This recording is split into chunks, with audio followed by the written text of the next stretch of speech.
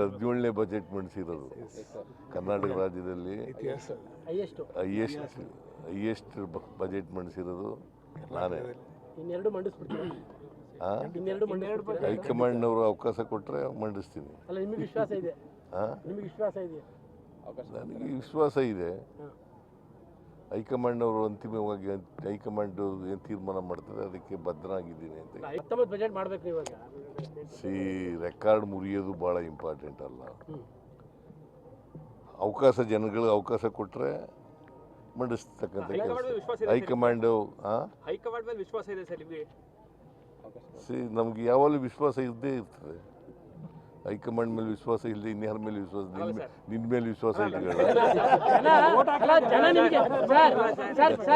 ಜನ ನಿಮ್ ಪರವಾಗಿದ್ದಾರೆ, ಹಂಗಾಗಿ ಜನ ನಿಮ್ಗೆ ಆಶೀರ್ವಾದ ಮಾಡ್ಬಿಟ್ಟಿದ್ದಾರೆ, ಹಂಗಾಗಿ ಇನ್ನೆರಡು ಮಾಡ್ಬಿಡ್ತೀರಾ?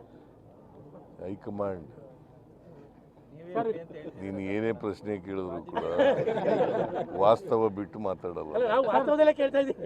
ನೀನು ವಾಸ್ತವದಲ್ಲಿ ಕೇಳ್ತೀನಿ. ಈಗ ಯಾಕಂದ್ರೆ ಮತ್ತೊಂದು ಶುರು ಮಾಡಿದ್ದಾರೆ ಸರ್, ಬಜೆಟ್ ಆದ್ಮೇಲೆ ಬಿಡ್ತಾರಂತೆ, ಯುಗಾದಿ ಆದ್ಮೇಲೆ ಬಿಡ್ತಾರಂತೆ. ಯಾವ್ದು ಏನಾರ ಹೇಳ್ಕೊಳ್ಳಪ್ಪ. Ultimately high command has to take a decision. High command ಬಿಡು ಅಂತಂದ್ರೆ ಬಿಡ್ತೀನಿ, ಮುಂದುವರಿರಿ ಅಂತಂದ್ರೆ ಮುಂದುವರಿತೀನಿ.